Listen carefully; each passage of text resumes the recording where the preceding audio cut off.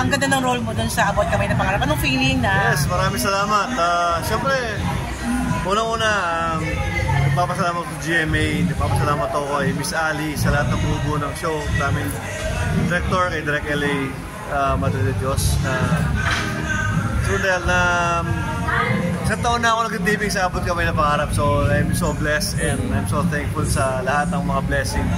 Sumula last year and looking forward this 2024. So ilan pa bang taon ma-extend yan? Actually, naka-extend kami hanggang April. So, ang tina-target nila, sana umabot kami ng September para maging 2 years anniversary. Oo.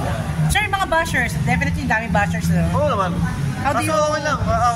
May mga nag-chat, may mga nagko-comment sa mga bashers, may mga nagahit sa akin. Pero, it's normal eh. Kasi mahal nila yung Abot Kamay na Pangarap. And mahal nila si Annalyn, mahal na si Lynette.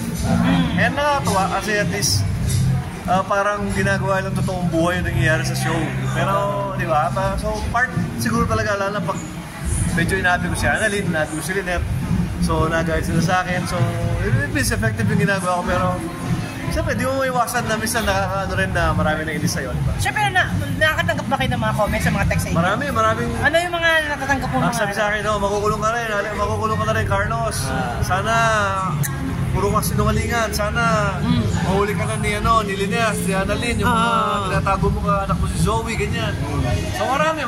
Si Maylin Dizon kasi before, mahusay pagkakaganap natin sa isang serye ng ABS. Pinalo daw siya ng experience ng payong. Talaga? Ng isang babae, matanda. Siguro pag magkita sa baka kayo kaya, paano pag gano'n nangyari? Wala pa naman. And wala rin tayo mag-mall or kasi puro trabaho. And siguro, di naman siguro papaluin or parang siguro din. Siya, paano pinago ng Abot Kamay na Pangarap ang buhay mo? Mas nakakipong ba tayo? Mas maraming racket na dumating? Nabago in a way na regular show. Nagkaroon ako ng parang nag-opisina ako 4 times a week taping. Yes. And sa mga ibang racket, medyo nabawasan kasi hindi ako makapag-commit, hindi ako makagawa ng ibang pelikula ngayon kasi yung schedule sa doon tight. So, nabawasan yung mga pelikula pero I'm still blessed na regular show. Alan, anong reaction mo kasi nakapanayam namin si Madam Baby, sabi niya, balak nilang gawan kayo ng pelikula ni Carmina Villarreal as a lab team. At posibleng kasama na. Actually, meron kaming gagawin ni Carmina. Meron kaming gagawin ni Carmina sa Canada. Wow. Namin. Ano movie? This is a different producer naman. Movie. Ang producer taga-Canada. Movie siya. Pero it's a Netflix commercial film. Wow. With Direk Luis Ignacio. Congratulations. So, ang shooting namin by July. Wow. Sir, how does it feel working with them? With Carmina and with Richard Yap. Saka yung isa pa, sino ba yung bata? Jillian.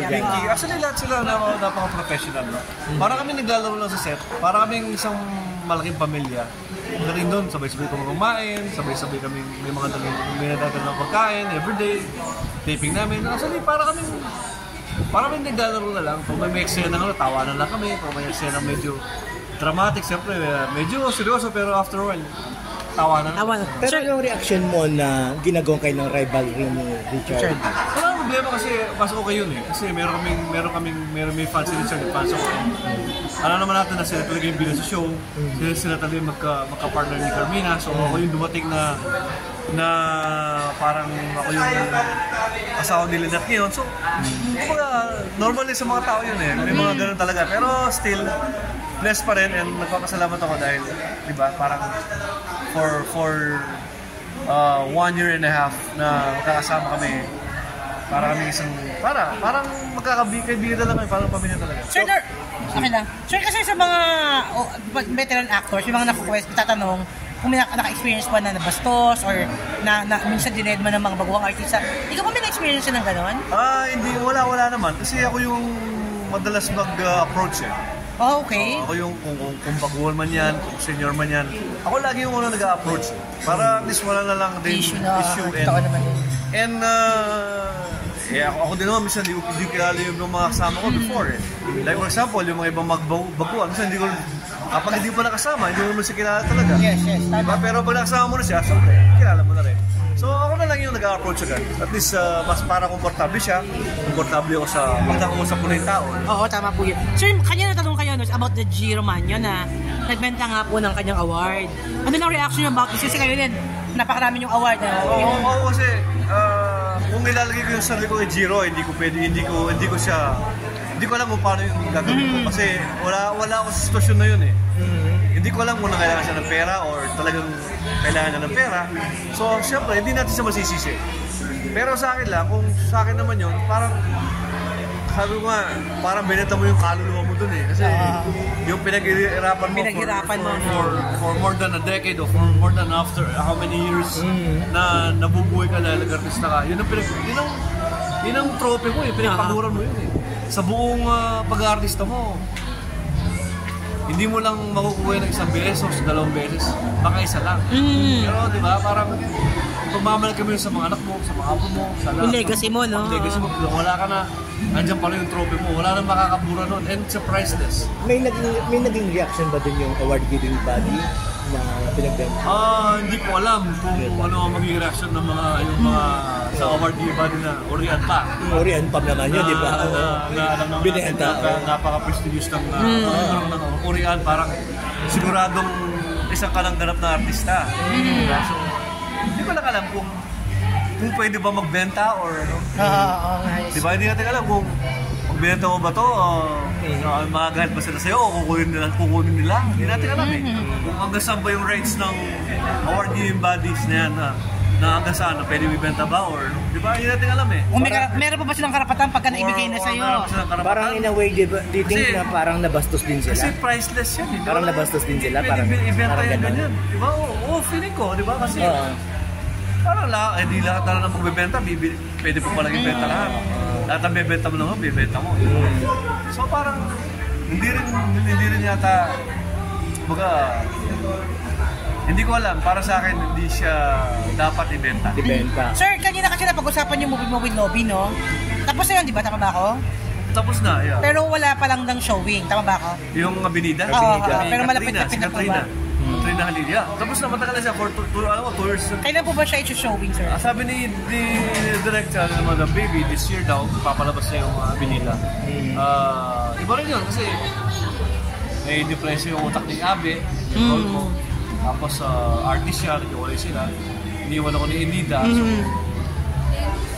parang nagkaroon siya ng tama sa utak. Okay, yes.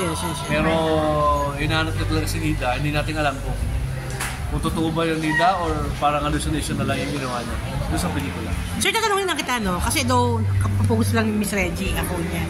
Kasi, di ba, alam mo naman Metro Manila Film Fest ngayon, di ba? Yeah. Ikaw ba naniniwala ka nakabawi na talaga tayo? Oo naman.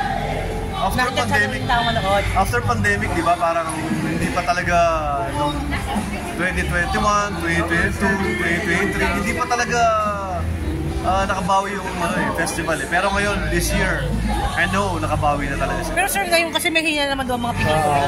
Bumalik sa dati. Mahina na naman daw, bali-balita. Siguro ganun talaga eh. Kasi hindi naman, kumbaga, ano yan eh. After ng festival, December, siyempre, after nun, siyempre, mag-alaylo mo ng mga tao, tatrabaho mo ng mga tao. Pag-uli na bago. Ang daming gastos sa mga December, daming puro palabas. Yes. Siyempre, di ba? Magtitipid-tipid mo na yan. Pero, ako pipili ko lang maganda, siyempre. Word of mouth eh. Pag sinabi maganda, papagawa talaga ng mga tao yan. Di ba? Talking of your project with Carmina, could you tell us wala pa kaming story. Mag-meeting kami sa Tuesday with Carmina, Direct Louie, and the writers. Saan So, doon pa lang. Sa Toronto. Wow. So sir, ano yun, love story yan? Something na... Sana, love story, may siguro. Hindi ko pa talaga... Wala kayong idea talaga kung ano yung role? Hindi pa yung meeting lang. Okay. So wala pa. Pero very excited to work with her. Oo naman. Kasi extended yung teleserye nyo doon eh. Maraming salamat sa pagsuporta sa Abot Kamay na Pangarap. Kaya sa inyo, na-extend and sana abutin pa ng ilang years. Dahil alam namin na nahirap na kayo pero suporta lang. Laban lang. Salamat po. Sir, picturean ko lang kayo. Sir, okay lang?